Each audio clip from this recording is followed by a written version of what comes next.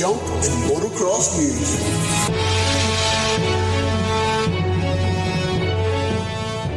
I'm Jonathan McCready. Joining me is Andy McKinstry, and we're going to discuss the latest round 7 of the MXGP series in Latvia. Andy, welcome on board. How you doing? I'm doing good, thanks. Just happy that it was another good weekend racing. Good stuff for the championship chases, so it's all good. Yeah, it was always going to be hard to live up to Lommel. I don't think Latvia was as good as Lommel. The track was a bit different. It's quite a mysterious track in a way. It's quite fast. It can get very choppy, although they levelled it quite a lot, so it was smoother.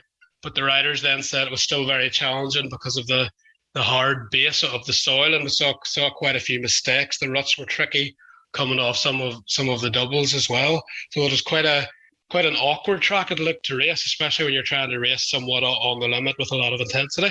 Yeah, exactly. It was a lot different this year compared to last year, I feel. I think it was maybe a wee bit harder underneath, and it was more slippery than usual. So it was challenging that way, but by the second motos, it roughed up quite a lot, I thought, and it was pretty decent, not bad. It wasn't quite as good as last year because there was obviously a triple header there last year, and because there was only a day's break in between each round, it was so soft that it roughed up a lot more, and they left it more last year, whereas this year they're a wee bit more leveling. But by the end, the track was still pretty decent, I thought. And they mentioned with the start, with the tight right-hander, that they wanted a good gate pick, and Jeffrey Herlings made his intentions clear. This time he went pole, he got the good gate pick, and he got the good start in the first moto.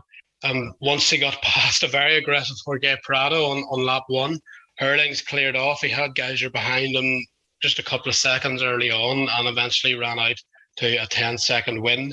Again, it was almost easy to forget he still has a broken shoulder blade. You could see he was sore at the end, but a very impressive first moto ride.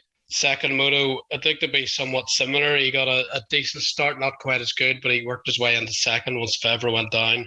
He said actually with the rain coming down made the track even trickier, that he wanted to keep a distance to Horgrou Prado because he didn't want his goggles to get roosted. Once he made that charge, it looked like he might get Prado, but Prado refused to give in. And then for all the world, it looked like you could have put your mortgage on Jeffrey Herlings winning that overall. And suddenly you could hear the crowd just going, ooh. And next thing he was down and he lost the win, which was pretty improbable. He was gutted because it was his day. He did everything right, except in that one corner. Ended up on the ground and lost the overall win. And probably as much as that, he lost 5-6 points on Tim Geiser that he would have gained, that he's ended up a point further away from Geiser at the end of the Latvian round, as opposed to 6 points closer. It would have been 37 points. So very frustrating day for Jeffrey Herlings, but his riding was very good. Yeah, you're talking about Herlings' good starts, and they were good, but what about Prado in that first moto? He must have been on the 5th or 6th gate, and he just went right and cut across everybody. And then he was very aggressive with Jeffrey as well. So that first few laps was pretty frantic stuff, and it was really good racing. And yeah, just on Jeffrey, very, very frustrating. Geiser must have felt like he'd won the lottery when he seen Herlings on the deck, and he ended up winning the overall by going 2-2. Still hasn't won a moto since Marody Basin, but he'll not be worried about that in the slightest after getting that gift. And he's extended his points lead on the championship. Still very close between the top 4, as they're only separated by 18 points. But Geiser will be happy with that weekend for sure. Yeah, Jeffrey mentioned in his post-race comments that he's still not giving up on this title, and if anything, that's probably going to motivate him to really charge in Turkey. And it was interesting that he said he hadn't. Initially, I thought maybe he was still trying to push to get Prado because the backmarker got completely in his way sort of earlier in that last lap.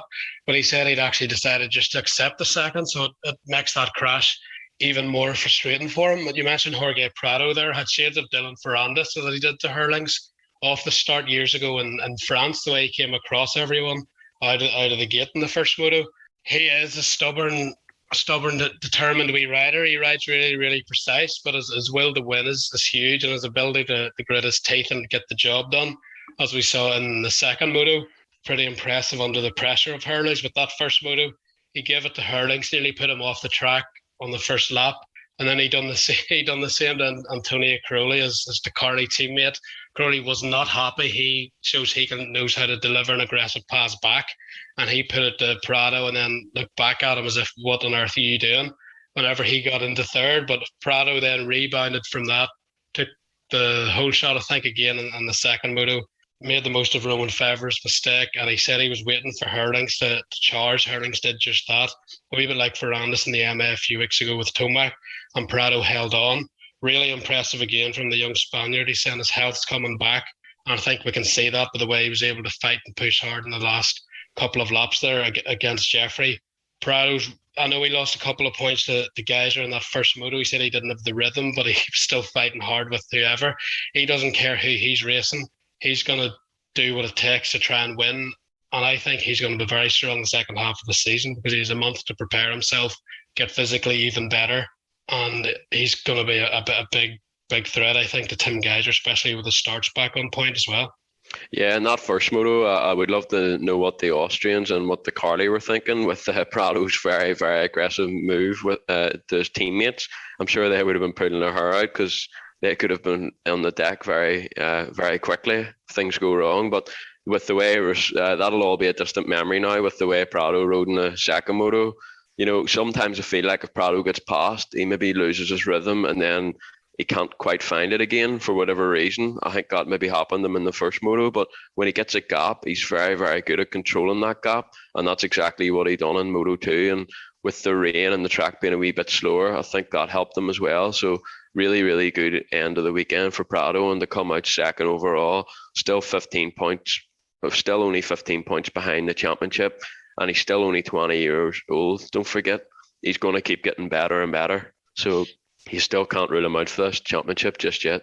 Yeah, and he rides so precise. It's like if you put a line of pennies around the entire track, he would be able to hit every one of them, every single lap. He just rides so precise, and yet he's still able to go really, really fast without looking like he's completely on the edge. And as you said, 20 years old, he's only going to get stronger. His physical strength, his physical condition is going to improve, and he's really putting himself in position as he's going to, I would think, get even stronger in the second half of the season.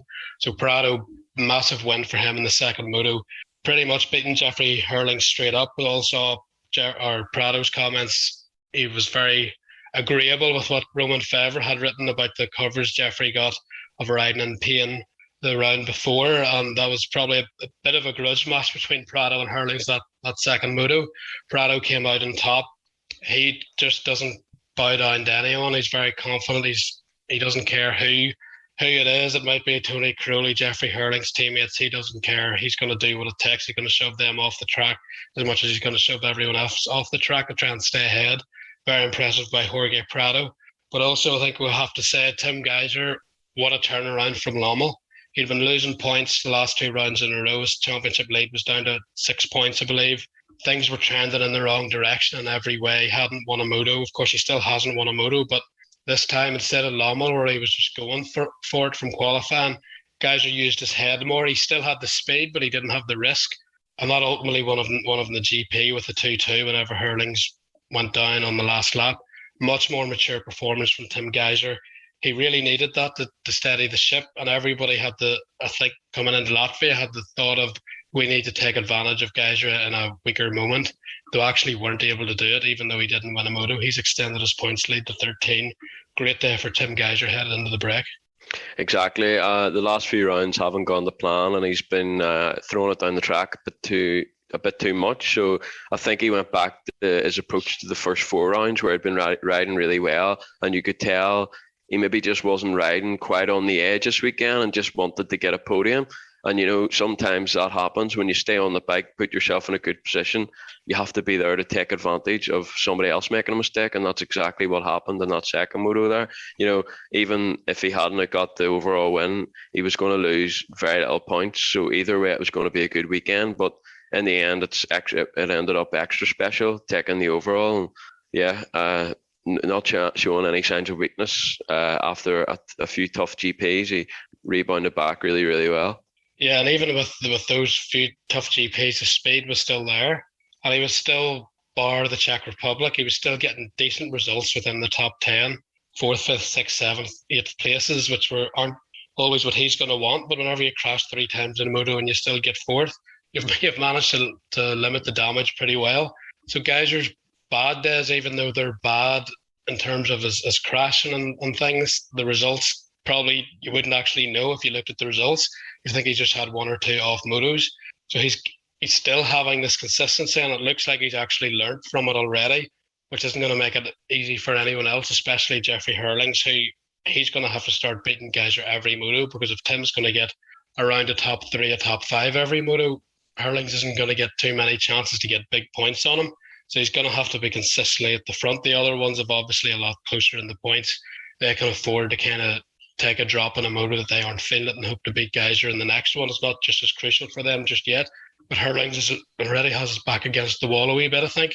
And Geiser's just kind of regained momentum at a crucial time in this championship, because the second half of the season, the world title is really going to be on the line for all 5 riders. Yeah, you've hit the nail on the head there. It's going to get to a point where Herlings just has to keep going 1-1-1-1. And in this class this year, it's not going to be very easy. However, if anyone can do it, it is Jeffrey Herlings. So the break in this season is coming at the perfect time for him, you feel. He's got 3 weeks before the next round in Turkey, which is a double header. So, he'll go away, work hard, and, he has to just come out and smash them if he's going to win this title. But this is the problem, Geiser's consistency. You feel like if Herlings is going to get back in this, it's going to take Geiser to have a crash or two, and bad results with that. But whether that'll happen again, it's difficult to say at this stage. So it is, and Geiser knows this. If he's in behind Herlings, he knows he can let Herlings just beat him by 1 position, and there's not too much damage done.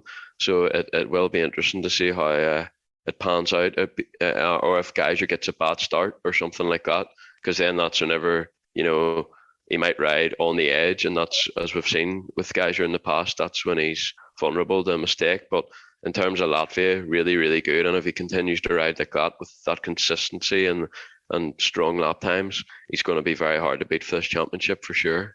Yeah, and he has more hard-packed tracks coming up, including that double header at Turkey. So even though things were looking bad before Latvia, he's really turned it around, and now it's kind of his tracks coming back to the fore again.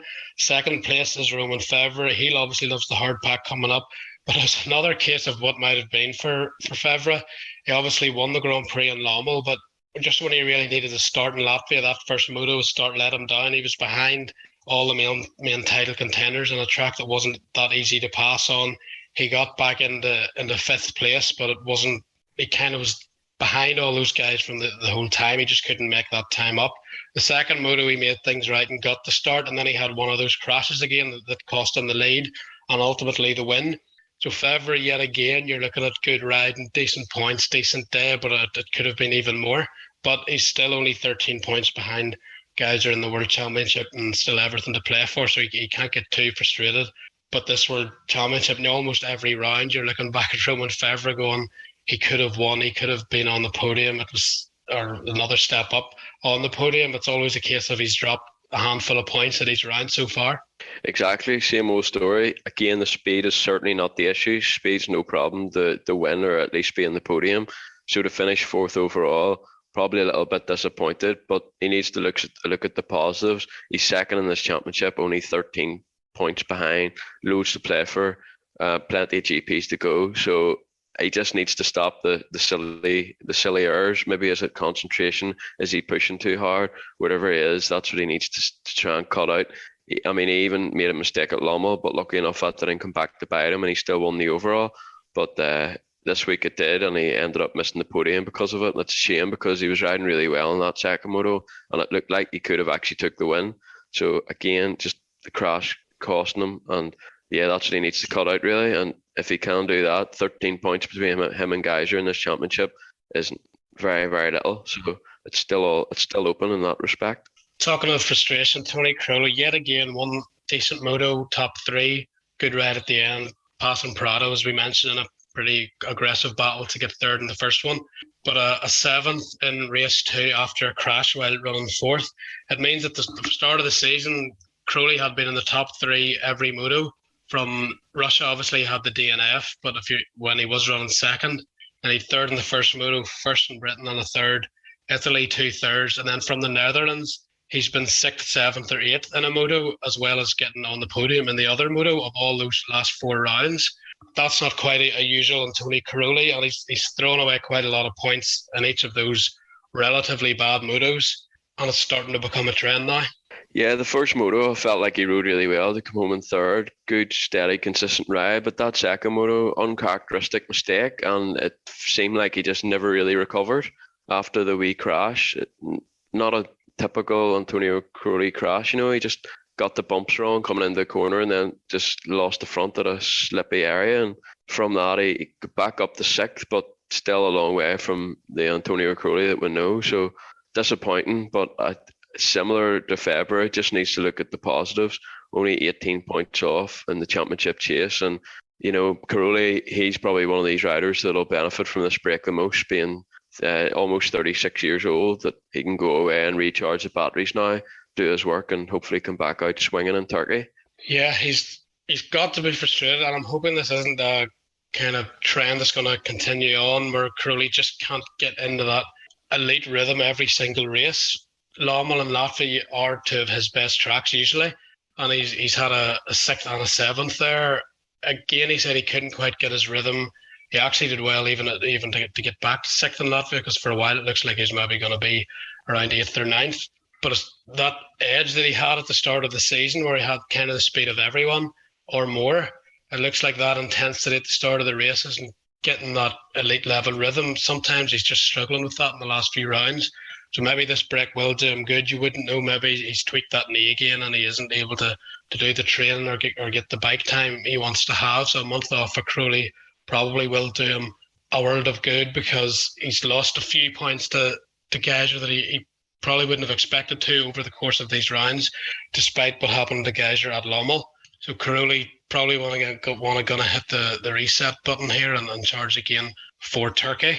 But yeah, well, who would have thought that all his career he's always been stronger in sand than he has the hard pack, and this year it's almost reversed itself. As better results have came in the hard pack, and the sand, Lommel and Latvia are the kind of tracks that we associate with Tony Crowley, and they're the ones that he's struggled at more than the hard pack this year. So quite interesting in that respect. But you'll be hoping at the later sand rounds at Riola and stuff like that he can go back to his old level of riding in the sand and maybe try and keep the hard pack riding the same level from the start of the year, because he was looking really good in hard pack. Yeah, and he's still very much in title contention, and with what we know the speed Herlings has inside, with fifth place, 43 back, he's still very much in contention. So it's coming down to what probably would have been seen as the big five going into the season, and right now they're on a level generally ahead of everyone else. Other riders can come and go into that pace, but consistently week in and week out, those are the five guys setting the pace, winning the motos, getting the job done, and they are the title contenders, a bit like MotoGP whenever you had the four aliens a few years ago. I think there's 5 aliens right now in MXGP, and it's everything to play for, and I feel they're so close, and one gets a bad start, one gets a good start. They're playing a kind of balance game, like walking a tightrope. They know they have to go really fast to be competitive and ride the edge, but they know one big crash could derail their entire championship hopes, especially as each round ticks past, because you've less time to make up points. But those top five, they're all still in it. With 7 rounds gone and going into this break, who do you think is going to come out on top now? Yeah, well, first of all, obviously Herlings has had a shoulder injury, but at least he's still in contention. It's just nice that all 5 are actually still healthy and racing. I can't remember the last time we started a championship and after 7 rounds, all the heavy hitters were still in contention. So it's great that way for the championship. It's really exciting this year. So hopefully all 5 of them can finish the season, and then it's going to be really, really dramatic. In terms of the championship, I'll stick with Prado because I said him coming into this season. So I'll stick with that and not change my mind now. But I still think it's going to be hard to beat Geiser with the way he started the season. Obviously had a few tough GPs, but rebounded back in style in Latvia. I think with Geiser, it's all just going to depend if he has another mistake in Lockett in him. If he does and lets the others back in, then that's when things could get interesting. But with the experience he has, and he knows how to win championships as well. This could be his 5th one. It's going to be hard to beat him, I think. What are you thinking? I think when you weigh it all up, especially after Latvia, for Geiser to still hold the red plate and actually gain some points, I think you have to give a slight advantage to him. Just as you say, because of his experience, but I think someone needs to take the red plate off him in order to put his back up against the wall and make him take those risks again. We saw in Lawman, he decided to take those risks on his own because of the points he'd lost in Czech. It didn't work out, but then in Latvia, he went back to, that's okay, I'll just be calm. But he got 2 good starts there, and he was able to bide his time because he was at the front early. But for all the rest of these guys, I think they need to do something, put Moto wins together to really capitalise on Geiser, take that red plate off him, and then see how he reacts to maximise the pressure on him. Because right now he has the advantage to where he can make more mistakes than anyone else because he has the most points. So I know you would think he has the most pressure because he's leading, but in some ways he's can't afford a mistake. Jeffrey Herlings can't afford one single mistake. He can't afford a DNF or his championship's over. So he's under the most pressure. He has to deliver kind of back-to-back wins. Prado, I think he's coming into form more than anyone else. I know Fevre's always been fast, but he's still making those mistakes. Prado had for him, not an ideal moto in the first one, still got a 4th, corrected it in the second one and took the win. I think he could be Geiser's biggest challenger at the minute unless Jeffrey can start running the table and going win after win after win. And Fevre, he just has to stop these wee crashes, but we haven't seen it yet. And I know he's the closest in points, but Prado's only 2 behind him and Crowley's only 5 behind him. So those, you could put a blanket over those 3 really. It's out of those 3 who can hit the most form and who can take this red plate off Geiser. And for Herlings, he'll be hoping they'll all be sorts of mixed up behind him if he can get the win, so he can maximise all the points on all 4 of them. But for me, Geiser, he still has the advantage at the minute going into this title. The best of the rest, Jeremy Sear had a solid day, but it wasn't the day he really would have wanted. But he's still 6th in the championship, and he hasn't had an ideal season all year long with COVID. But for Sear, 7th overall, you're still going. I think he has more in the tank. We're just not able to see it at the minute consistently. Yeah, I think he'll be a little bit frustrated actually with how Latvia went for him. I think he said in the press release after, it's a track that he usually feels good at, but just whatever happened to him this year, he just didn't have the same comfort that he's been riding at the past few GPs where we thought he was back. So I think he'll be disappointed with 7th overall. I mean, it was still solid, 9-7, but Jeremy Sure will want to be closer to the front, make no mistake about that. So I think he'll be going away pretty frustrated, but still 6th in the championship after the COVID issues and health issues he had before the season and coming into the season. He's actually done pretty well to get himself back into 6th. So on the whole, he can probably be pretty happy, but on Latvia itself, probably frustration there. Brian Boger's 6th overall, another brilliant ride by the Dutchman. He's really coming on form now. 5th place, 2nd moto. I think you have to give him a round of applause. I mentioned before he had a slow start to the season, but now he's consistently showing speed. I know obviously sand suits him, but Latvia wasn't really proper sand, and he put the result in again. 6th overall, really, really impressed with him at the minute. And for Holland, obviously they've Calvin Villandren as well, but they've two good backups there if Jeffrey or Glenn can't or choose not to race the nations. So great for him and great for the team as well. They've got now 2 strong riders. Paul Stunis on the back of the podium in Lommel, really fast again at his home GP in Latvia. Decent first moto, but you can see he pretty much has that pace of that big 5 now. He's not always getting starts or putting a 30-minute moto together. The second moto, he went down and then got absolutely cleaned out by Henry Jacobi in a pretty brutal pass. And Jonas, to his credit, got up, still got some points, top 15 for 9th overall.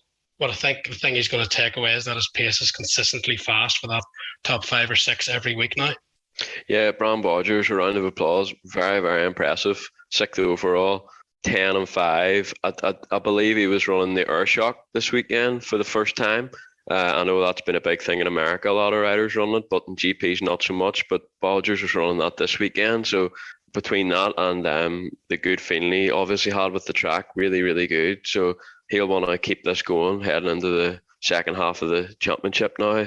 After missing the first round of the series in Russia, he's got himself back up to 14th, so he'll want to try and close in the top 10 now, and there's no reason why he can't do it if he keeps getting consistent top 10 Moto results. Very impressed with him. And yeah, PJ rode really, really well in the first Moto after not a good start at all, but to come up in the 6th and actually not be that far off, I think he was catching the riders ahead of him, but you know, at a track it was hard to pass and hard to make a difference in the first Moto. He just ran out of time. Well, the second Moto, Henry Jacobi certainly won't be in his Christmas card list now, that's for sure. Absolutely cleaned him out, so he'll be very frustrated with that to end up 15th, but yeah, there's not much he could have done about that one. So 9th overall, still, he would have wanted more at his home Grand Prix, but I think he just has to take the positive from the first Moto and take that with him heading into the rest of his championship. Jacobi has a bit of a reputation for aggressive passes. We saw that in MX2. He didn't do anything to put that reputation away with that move. That was a brutal pass, and they both ended up going down. It was a mess. But he still got 11th overall. So if you put that pass and those crazy moments of aggression to the side, he's actually riding quite well at the minute. He's showing good pace. 11th overall for him. And Ben Watson, 10th overall. I would say a quiet 10th for Ben. The previous couple of rounds, he's had good starts and showed flashes of elite speed. He hasn't nailed it for the full Moto, but for 10 or 15 minutes, he's been in the mix. Not so much in Latvia, but I think all in all, a 10th overall on a so-so day for Ben on another top 10 in the World Championship. That's still decent for him. Thomas Carrollson, his rival for Rookie of the Year, probably. He's actually picked up his speed, I feel, in the last two rounds. He had a rough sort of few rounds there. To be honest, a bit disappointed with what he was doing. But 7th, 8th place there in the second Moto. First Moto, no points again. So struggling to get the two Moto results, but his pace is definitely coming back up. So definitely encouragement for him. Arminas Jasikonis, by the way, didn't race after a heavy crash in practice, but by all accounts, he's not too bad and should be back in a month's time. Yeah, Jacobi, he's another one of these riders that hasn't got a full factory bike, riding for the Jackie Martin's Honda team. So these are the kind of results that he needs to put himself in a shop window for a factory bike. Consistency hasn't been a strong point in his MXGP career so far. So he'll be hoping that this can be a turning point and he can be consistent in around that top 10. But 11th overall, definitely progress for him. Watson, for a rookie, I feel like he can be happy after, we keep saying it every week, but after the first MXGP race for him in Russia, you know, he's rebounded really well, and to be 10th in the MXGP World Championship as a rookie is actually very impressive, I feel like. I agree with you in TKO. I think his speed's been getting better, but consistent, it's just crashing the all time, and you know, he's not being able to put two good motos together, but he should be happy with that second moto and 8th, and again, he's 12th in the championship.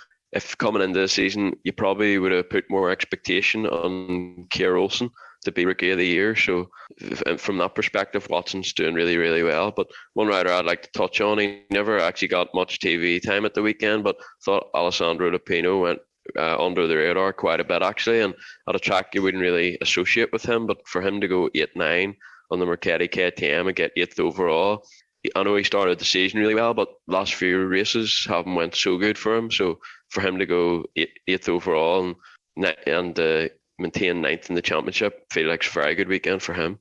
Yeah, top 10 overall in a GP or in the championship has been very good for Lupino. As you said, the last few weeks haven't been as good. Lommel certainly wasn't his weekend, so it's nice to see him rebound.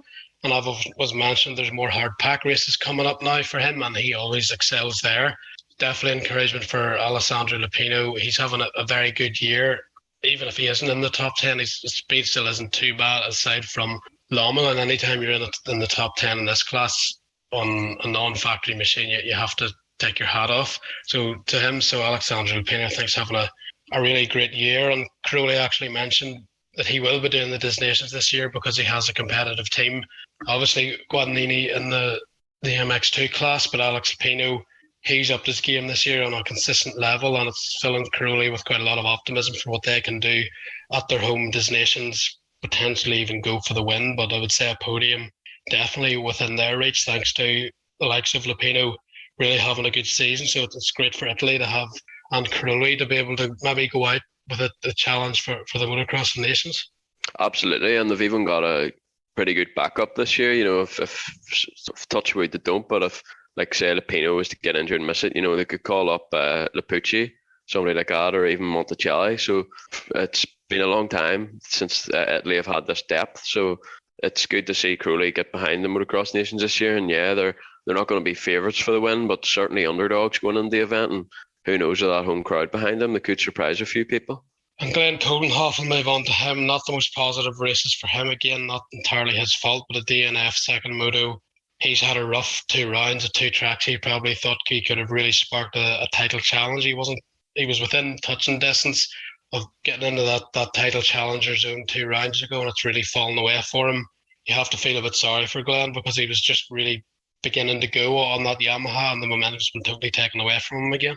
Yeah, I believe actually he came into the weekend feeling sick. Obviously not COVID, because it was COVID. It would have been a negative test and he would have been allowed to ride. So I have to point that out. But yeah, he was feeling sick, I think. So it probably explains why he faded a little bit in the first moto. But under the circumstances, I felt he rode well to bring 7th home.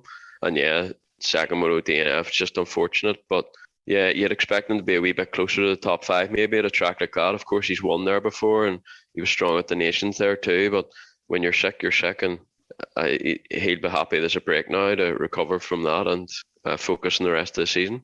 Better having a bit more of a tough time at the minute. The start of the season, fantastic. And maybe in some ways it was too good because your expectations rise. Van Horwick didn't look too happy when he was in the pits after, I think it was the second moto there.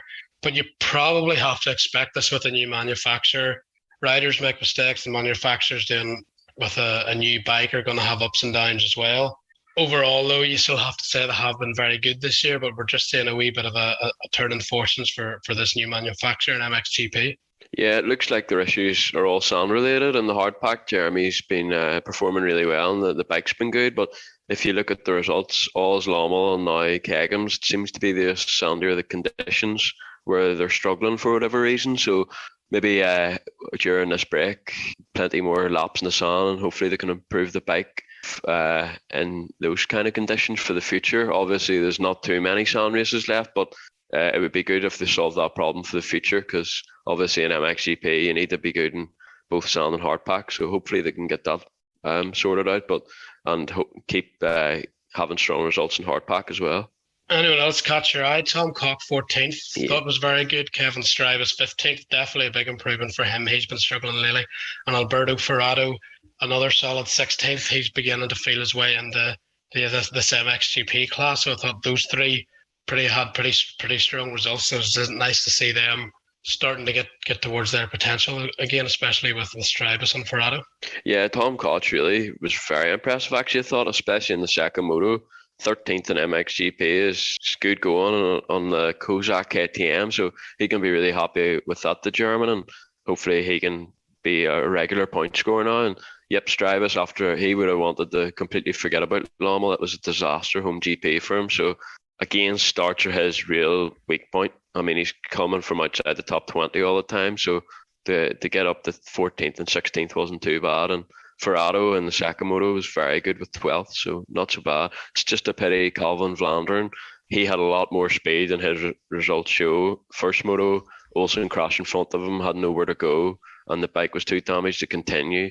Second moto, it looked for all the world he had 5th in the bag, but then it crashed and got the motor down to 11th. So I think he'll be frustrated because he had the speed for maybe a 7th or an 8th overall. Yeah, when you see him at 17th overall there, it definitely doesn't reflect the speed he had. He was in that sort of, maybe just sort of that big top 5, but definitely in the Brian Boger sewer level speed, maybe even Jonas. He was going down. He actually had that good start that you've been sort of hoping to see. And those are the sort of things he needs to see that intensity at the start of the race to be able to go to the next level. So it was a bit unfortunate for him the luck didn't pan out, but he has to take a lot of confidence again that he's just putting in the laps on a very high level of speed right now. He's definitely riding really, really well. But you want those results on paper so you can show people just how good you are riding in terms of facts and figures. Exactly that. So hopefully he can, the next time he's in the top 5 position, hopefully he can keep it in 2 wheels and bring it home. I feel like he has got that speed, so hopefully the results will start to come and he can put himself in the shop window for maybe a factory ride. And MX2, there's only one place to start there. Maxime Renault, what a performance. Iago Martinez looked like he was coming into form, but Renault pretty much shut everyone down in Latvia. Two great rides. He had to pass Guadagnini, his direct title contender in both motos for the lead. He done that. The first one he cleared off, and the track wasn't that easy to pass. It was so smooth. In the first one, everybody was just pinned, but Renault was still made the pass, pulled away, really controlled the race. The second one, I don't think he was as happy with his riding, but he still did what he had to do. Even when Gertz got into second and started really finding his flow with the bumps coming back, that would have suited him more. But again, Renault did what he had to do. Didn't let Gertz get too close in the last couple of laps. Took the win, 1-1. Huge for the points, but huge for his mindset that he knows that when he's feeling good, he can go and blitz everybody now. That was probably the best performance of his career, and he's absolutely in charge of this championship at the minute. Yeah, it's quite hard to believe that that's actually his first 1-1 of his career. So yeah, it's finally happened. He's always had the potential to win at this level, so this year seems to be the year. It's all clicking for him. Obviously, having the factory Yamaha team behind him is a help, but really, really good. And in that second moto, I don't know about you, but I was very tense for the last 10 minutes. You know, Gertz came and he came and he came, and it kind of yo-yoed, and you were kind of thinking, how's this going to go? But Renault rode really, really well under the circumstances and showed just how much he wanted out of field. He could have easily just took the second and, you know, still be in command of the championship.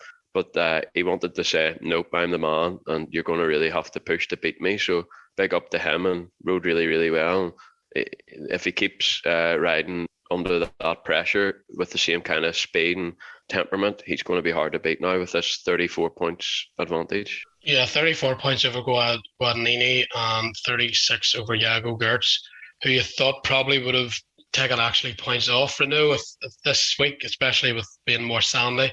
Gertz kind of needed to do that to continue the momentum from Lommel. He wasn't able to get it done. He said he had a bit of arm pump in the first one.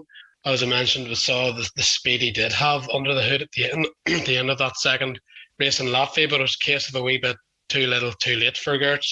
And you start to wonder, could that be the story of his season after the injury? He's going to come on strong.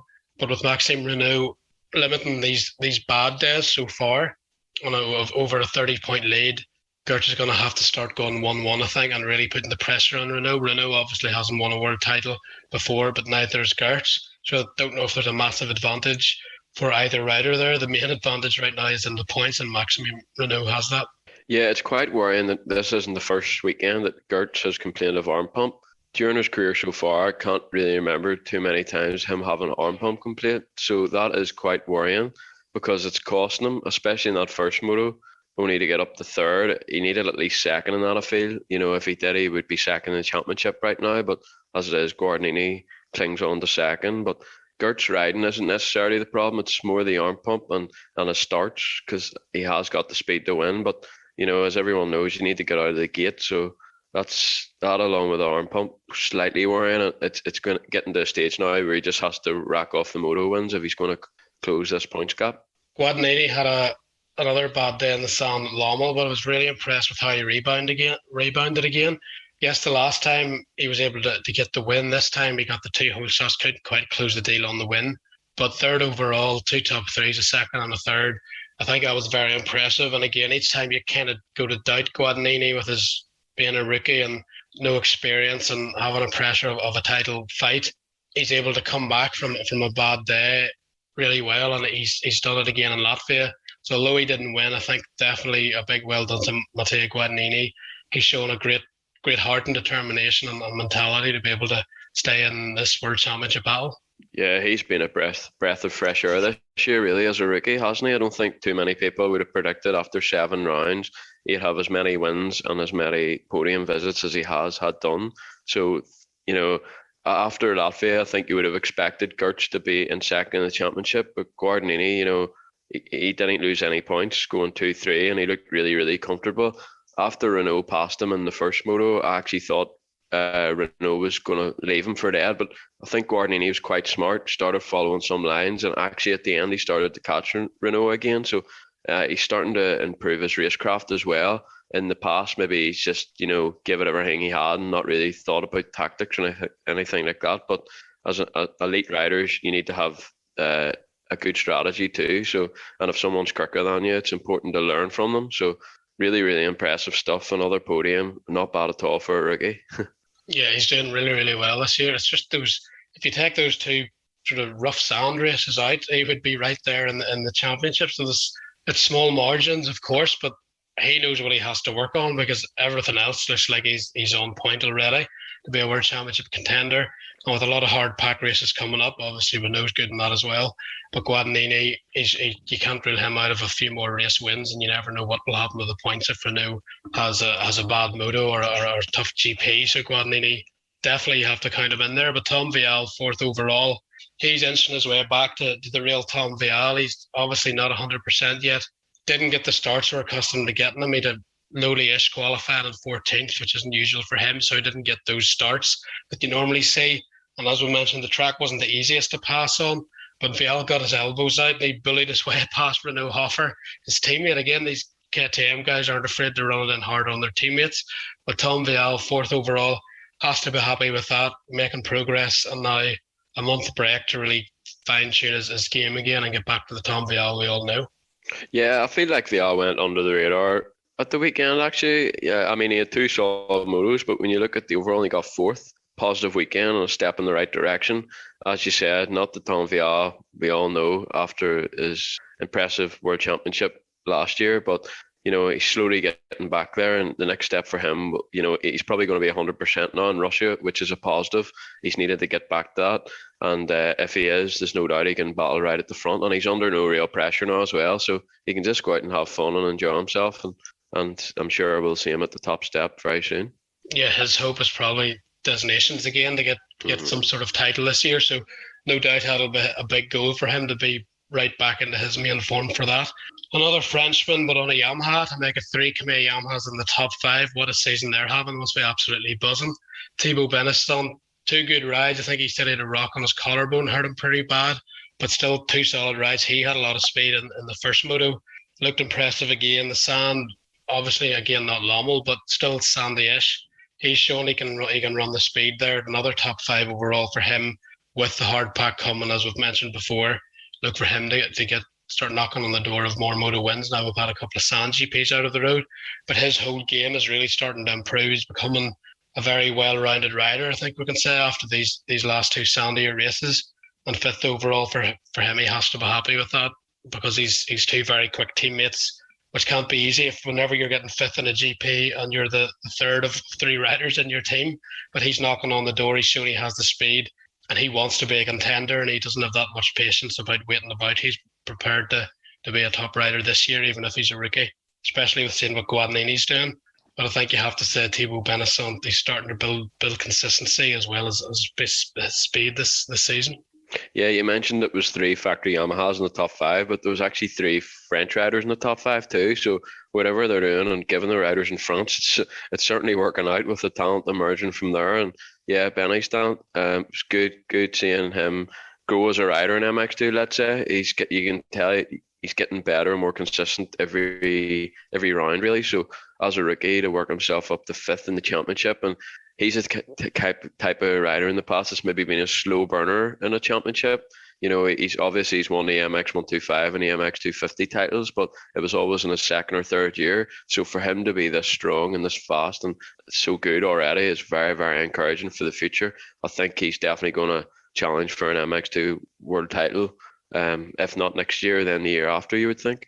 And Renee Hoffer, another guy who'll be looking for a world championship down the line. He's had a couple of not bad races, but more average races, but I felt as his pace was a bit better this weekend. 6th overall, he was kind of fighting in and around that top 5 a wee bit more.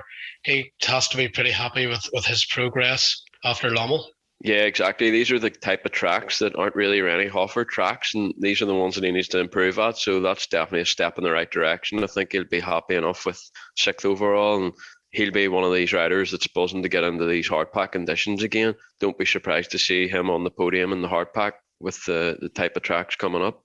Mikhail Harrop, he had his best GP of the year. I think he needed that. He's often shown a lot of speed and not had the consistency. This year he's doing what I think he needs to do and have the consistency. But now he's maybe starting to be able to bring a bit more speed in line with that, not make the mistakes. And 7th overall for Harrop, he was battling with the likes of Vial, Benestol at times. Hoffer, really good company and no big mistakes for him. If he didn't quite have the speed, he didn't ride over his head and crash out, and he was still 7th overall. I think he has to be very pleased with that, and definitely a big building block for him, because he needs those top 10 results, but he also needs the consistency. We mentioned before that balance is hard to get, but he's starting to find it here. Yeah, he has had speed like that over the course of this season. At Mallory, it looked like he was going to get a really good result, but then a crash with a few laps to go. It was nice to see him put 2 good motos in. First moto, I was very impressed with him actually. That's the Mikael Harap that we know he has that potential. So it was nice to see it all fall into place. The second moto, I feel like he didn't ride quite as well, but still to get a top 10 was good. 9th, so 7th overall. He'll want to use this to build on his season now and be a consistent top 10 rider. And he's 13th in the championship. With the talent he has, he'll want to be in that top 10. So hopefully he can bridge the gap to the top 10 in the series standings. You have to feel a bit sorry for Jed Beaton. He crashed the second moto that was nothing really to do with him. He'd been flying all day long to a 4th in Moto 1, and then that just kind of ruined his chance of a good overall. But his raw speed is definitely there. It's just he just seems to be in the wrong place at the wrong time sometimes in Australia. Keda Wolf a wee bit similar. He hit the gate in the first moto, had to come through the field, top 10 result again, and in the second one you might have expected a wee bit more from him after his moto win last weekend in Lommel, but a 9th overall, still a top 10. He's still only 16, so he's going to have ups, and I wouldn't say this was a down, but maybe a more normal Grand Prix as opposed to going for the win. 9th overall for him. Solid day for the 2 Husky boys. They might come away thinking they maybe could have had a couple of positions better, but still in the top 10. I think it's Beaton that'll be the most frustrated. Keda Wolf, I think, made the best of a decent day for him, but Beaton definitely will have some regret, even though there wasn't a lot he could have done about that second moto. Yeah, Jed's definitely riding a lot better than what he was at the start of the season. Maybe that was down to putting too much pressure on himself, who knows, but definitely riding a lot better. I was actually slightly worried about him in the first moto because he got a good start and the Yamahas kind of blasted by him, and you were going, well, that's not a good first few laps, but he rebounded really well then, whether he just settled himself down or maybe he was following the guys in front and he was able to pick up what they were doing, but he rode really well then to get the 4th, I thought, after our first few laps that were cagey, let's say. But yeah, second moto, can't do too much about that. Just move on from that one. Keda Wolf, I believe, had a crash midweek coming into this GP, so he was riding a bit of pain. So actually for him to go 9.8 and not be 100%, I feel perfectly fine for a 16-year-old rookie. So he should be happy enough for that. And the fact that there's no GP for a while is quite good. So he can fully recover now before he starts putting in the hard work for Turkey. Simon Langrenfelder, 10th overall, good. Decent day for him. I think his maybe speed was a wee bit better than 10th. He definitely had some in Latvia. Didn't get away really to where he could really show that at the front of the pack. But 2 hard-fought results really to put himself in the top 10 overall. I still think there's a wee bit more to come for him. But top 10, you can't really scoff at that. That's a decent day for him. The guy who's going to go away most disappointed, of course, is Ruben Fernandez. He's been hanging on in the previous rounds, running around top 5, top 6 every moto. But that first moto was the mistake he feared might happen to Ruben, and it happened, a big crash and only 4 points, and that's really killed his championship aspirations. Credit to him, he came back and got a 5th in the second moto to show he still has the speed there, but that first moto was very, very costly for him and the Honda team to try and go for this World Championship. Yeah, just on Simon Langrenfelder, first of all, his starts recently haven't been good at all, so I feel like his speed and his riding's actually a lot better probably than the results show, but to go 10, 11 and coming from the back of the pack, I think people aren't really seeing the full potential this kid has, so it'd be nice to see him get good starts again like he had at the start of the season, and then see if he can get a top 5 moto result. I don't think that's being unrealistic. And yeah, Ruben, you know, these things happen. I think he should just be happy with the way he rebounded. If he's able to get decent starts, his speed's good and his riding's good, that he's still a top 5 rider. So, you know, there's never really been, even though 114 Motorsport team have had good riders in the past, like Mitch Evans and Hunter Lawrence, consistency, they've never really been getting a lot of top 5 results all the time. So for him to end the weekend with a top 5 was good, and at the end of this day, still 4th in the championship. So I still think he should be happy with the progress he's made from last year. As a gifting, 12th overall, not too bad. He maybe would have wanted a bit more, but again, crashes and stuff didn't go his way. But Andrea Adamo, every week or most weekends, I'm really impressed with him. He's had another good ride. He's always kind of under the radar, but maybe now he shouldn't really be under the radar. As I mentioned before, Italy are producing some good riders at the minute, and he's another one. Even though you don't maybe totally put his name in the elite mix of the top Italians just yet, but he's having a very good season. Yeah, Isaac Gifton seems to get himself involved in some sort of carnage every single week. I think he had 2 crashes, so to go 14-10 under the circumstances of a crash in each moto isn't too bad at the end of the day, but still feel like this guy's riding off his potential, but it would help if he could get a start and stay out of the chaos. I think if he can do that, we should be able to see him in the top 10 soon, hopefully. And yeah, Andrea Adamo is a really good, solid rider, but I think that's the problem. Because he's consistently 11th to 14th, you don't really notice him a lot of the time, but to do that in MX2 is actually really impressive. But I feel like if he can get a top 10 moto, people might start to notice him more. So hope for his sake he can break into this top 10. Yeah, he's knocking on the door, but he's just not quite there yet. Marius Basrame, bad GP for him, 14th overall, not what he would have wanted. Crashes, really taking himself out of that main title hunt. Was actually Harrop was carrying the flag for the F1H Kawasaki team this weekend. Basrami's going to be pretty disappointed with that. He has been working on crashing less and bringing consistent speed to the table, but it just didn't work out for him in Latvia. A case of let's just get back to the hard pack, I think, for the Frenchman. Yeah, although he done a scan last week, he's been riding with a knee injury, and the scan revealed that his injury is actually worse than first thought. He's torn some internal ligaments in his knee, so that's not ideal whatsoever. So I think considering the injury and stuff, he's definitely one rider that'll benefit from this month off. Hopefully he can get himself right and we can see him back in the sharp end. Anyone else to cut your eye on MX2? I thought Jacob Tarasak for the JD Gunax team had a solid weekend racing, 16-16, good championship points, 16th overall, step in the right direction. So we'll move on to the EMX, and especially the EMX250 class. Yet more great racing in this championship. It's always an exciting day to watch, and Kevin Horgrou finally got that overall win. He's always had speed, but he's always had a crash, and he just didn't make those mistakes, but he had the speed. 1-2 for him. Great to see him finally on the top spot, and you could tell it meant a lot to him after all the adversity he's been through and these crashes and irritating moments. And now he's got the bike. He's now delivering the results. He's put it in the first position.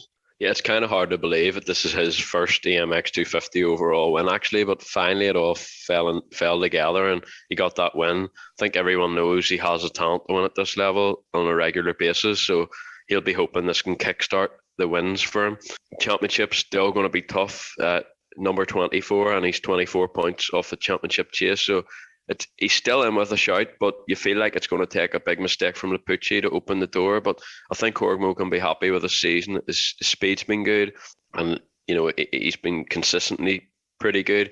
He just wants to maybe end the season with a few more wins, and then he'll feel like he's accomplished everything he wanted to in this series, because at the end of the day, he just wants to show enough to get back into MX2 for next year. So fingers crossed we can see him back in the MX2 World Championship in 2022. Yeah, and that first moto held off and informed Rick Elsinga did it pretty impressively as well. And now that he's got that win, you wonder, will that give him a bit more confidence? Will the mistakes get less? Because he's finally probably that monkey off the back that everyone knows he's capable of that. He knows he's capable of that, but sometimes you just have to do it to kind of relax a wee bit. So maybe we'll see him be like this for the rest of the season. It's hard to know, but it'll be an interesting to keep an eye on that. Nicholas Lapucci, though, yet again, this man's just a podium machine. If he doesn't win, he's in the top 3. And obviously, he won the second moto anyway, just to get a few of those points back. He's just super solid. He's very fast. And even the first moto was one of those ones where you're kind of surprised he didn't maybe have more pace, but he had to work his way into third and just kind of took it. So he's riding with his brain as well. Van Dijk have to be over the moon with this guy. He's really putting them on the map at the minute, and he's riding fantastic. Even on days where it isn't his day, he's getting the results to ensure he's the man at the top of the championship. Yeah, really good. Obviously, he came into the season as a title favourite, but sometimes that can have its downfall, i.e. pressure. But he's no problem for him. He's taken all that and he looks very, very comfortable and at ease. And he's got a big target on his back, having the red plate. He's the rider everyone wants to beat, but consistently he hasn't really put a foot wrong this season, and it's going to take a big mistake from him to lose this title, you feel, because every moto he's top 3, and that's really hard to beat when you're somebody like Horgrou or Elzinga. So, but yeah, at the end of the day, he has got the most experience out of those riders, so maybe expect that. But at the same time, you can't not be impressed with him, and it's going to be exciting to see what the future holds for the Italian. And Rick Elzinga, another super solid day for him, third. Second and third in the motos. He might have wanted to win, but you can't always get that at this level, especially when you have a class with Horgrou and Lapucci.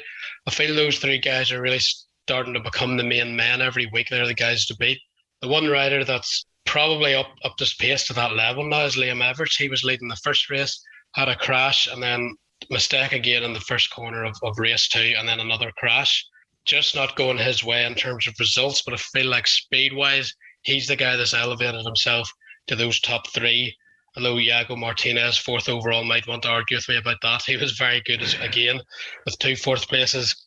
Definitely he's impressed me this year. He seems to be good everywhere. And he might want to argue that he's the 4th best guy right now and not Liam Everett. But I think Liam definitely has the speed at the minute. He's up his level, and Martinez is very close to that too. But there's definitely a kind of pattern emerging of the best guys consistently in this class at the minute. Yeah, just on Elzinga to start with, the last 3 rounds, he hasn't had a moto worse than 3rd. So the consistency he's starting to show in this class is very, very impressive. He'll just be kicking himself at Mallory Basin. If he hadn't had that DNF, he'd be right in this championship chase. But at the end of the day, the way he's turned it around has been very, very good. And I wasn't convinced. Like, I knew he was talented, but I wasn't convinced if he'd be a regular front runner in this championship. So he can be really happy with how his season's going. Yeah, I do feel like you're right. Everett is the next closest, but we'll maybe give that award to him and then give the award to the most improved rider in the paddock, Iago Martinez. I mean, where has this come from? He's done the MX250 races in the past and not really been a top. I mean, he's been getting points maybe, but that's the height of it. And he's, for the first time, he just led a moto at this level. And whilst he hasn't got the speed of the top 3 just yet, this is only going to make him a better rider. And I feel like he was the 4th best rider in Latvia as well. So really, really impressive. And I'm not quite sure what he's done to lift his game, but if he can do the same this winter, he might even be stronger and be one of the men to beat next year in the EMX250 championship. Yeah, and Andrea Bonacorsi, he's kind of dropped off after this weekend. No luck, just nothing went his way. He's going to want to have to rebound in the second half of the season. There's quite a lot of expectation, or at least a decent amount of expectation that, yes, he wouldn't be maybe a title challenger, but we heard he was riding very fast, and bar the odd moto here and there, he hasn't quite been able to put it together consistently. You probably thought he'd maybe be that 4th guy on not Everest, but it's Everest that's kind of up to his level to that pace. Bonacorsi, he'll want to hit the reset button and come out fire in the second half of the season, I think. Yeah, at the moment, yes. I feel like Bonacorsi did start the season well, but maybe he's just taking a recent dip for whatever reason. But, he's an MX125 champion. He's got plenty of talent, and I think he was in a was it a first turn crash or first lap crash or something? So, you don't want to be doing that in this EMX250 championship. Even Everett found that out this weekend. So, good starts help, and it makes life easier. So he'll be wanting to work on his starts, I feel, and if he can start with them, I think he has got the speed to go with them and get good top 5 results possibly. Mike Werder, a good ride for him, 5th, and Dave Koiker, I think that's how you say that. We can't pronounce any foreign names and barely pronounce English. But he's been good this season. He's impressed me as well. What are your thoughts on those 2? Yeah, Mike Werder is a guy that I've been keeping an eye on for a while, only because, 3 or 4 years ago, this kid wasn't even qualifying for EMX 125, and now not only is he qualifying, but he's been very, very competitive. Don't forget, last year he missed pretty much the majority of the season because of an injury as well. So even though last year was his rookie year, this is pretty much his rookie year because he missed the whole year. For him to go 9-6, 5th overall, very, very impressive, and he should continue to improve with more races he gets under his belt. Dave Karger, he's a guy I've also followed for a while, especially in the Netherlands when he was on a 85 125. I think he was younger than all the riders he was racing, and he went to the 250 pretty early anyway, regardless, and he's starting to come into his own now. Obviously, the start of the year at Matterley Basin was a disaster. I don't even think he got a point, but he rebounded really well, and he's now worked himself up to 7th in the championship, being a consistent top 10 guy. I think it's a good job he's getting these results because, he's got one of the best EMX250 rides in the Hoot and Metal Yamaha team. So it's important that he's got these results, but I think both will be happy, the team and the rider, at how he's developing. It's going really well for Dave Karger at the minute. Maxime Gros, he was involved in a pretty spectacular crash. I think it was Moto 1, and he was lucky to survive that one. But he rode well second race. He's been a wee bit quiet recently, but it's nice to see him back up towards the sharp end, just to remind everyone of his talent. He's very, very young, as we've mentioned before, and you're going to have these ups and downs. But he just showed that when he can get away and get on the pace of the guys, he's very, very fast. Yeah, I felt sorry for him in that first moto. I mean, I'm not quite sure what Tom Gaon was doing. He's not the type of rider that would usually overcommit or be right over aggressive, but he got that wrong anyway, and I feel sorry for Gros because he got caught up in it, and it certainly wasn't his fault. But anyway, he was able to put that disappointment behind him, and I felt he rode well to get 8th in Moto 2. So after not even qualifying at Lommel, that's definitely a big positive, and he'll be looking at some hard pack riding now, I think. Yeah, definitely. He'll be looking forward to that, and I think we can expect him to be up towards the front more once we get back onto that. Billy Malkovich, tough first moto, points in the second moto, but we mentioned before, he needs some time to get back into the riding and get back into this championship. He's getting points, but it hasn't been an easy return to Europe, and certainly not an easy MX250 experience for him so far. I think he needs this 4 weeks of work and preparation to be able to show his real form again, because we saw he had speed in MX2, and you would hope he can start to become a more of a top 5 front runner guy with the end of the season coming up here. Yeah, absolutely. Ideally he wouldn't be in Europe now because he knew that his knee wasn't really ready and he hadn't had enough bike time / enough races, and you can tell, unfortunately, EMX250 is fast, and when you're not 100% fit, it's tough going. But I'm actually interested to see what the future holds for him, because he was initially signed for 4 races and Finland's now cancelled. So I'm intrigued to see if he does stay with the team for the next round or if he can secure another ride. It'll be interesting to see what the future holds for him for the rest of the season. Yeah, well, I think that's everything we need to cover on in this one. Anything else you want to add in? One question, what's your thoughts on Håkon Fredriksson? I really thought this guy was going to be an EMX250 championship contender this year, but that bike seems to be having issues every week. I think there was 3 motos in a row, 8 DNF, so certainly not ideal there, and he'll be hoping to get that resolved, because I do feel like his speed's okay, but between starts and bike issues, not ideal.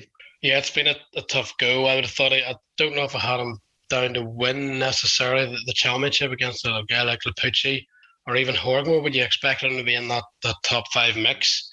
As you said, starts haven't always been great. His mechanical issues, I feel like he's never got the momentum going this year whatsoever. He's had the odd through the pack ride here or there. He was actually pretty good at Matterley Basin, but I think you just have to say he's going to be very frustrated with the season so far.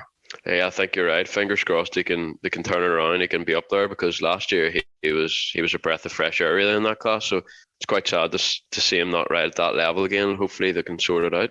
Yeah, it's one of those things. At this level, you need your machinery and yourself physically to be all going in the same direction, all at the top, because the class is so stacked, and you've always got other young riders trying to progress and get a good ride in the next level team ahead of you. So it's a very competitive pack, and for Fredriksson, he's kind of fallen down the pecking order a wee bit, not necessarily always his fault either, so definitely he'll be looking forward to get his name in teams' minds, I'm sure, for the future. But I think that's everything we need to talk about. We'll have a few things in the works hopefully for the next few weeks over these 4-week break for MXGP. We'll obviously be back with some American discussion as well as their national championship resumes this weekend. But for now, Andy, thanks very much. Thanks everyone for listening. Please follow, subscribe if you can. That's everything we need to talk about the Latvian GP. See you later, everyone. See you later, Andy. See you later. All the best, guys.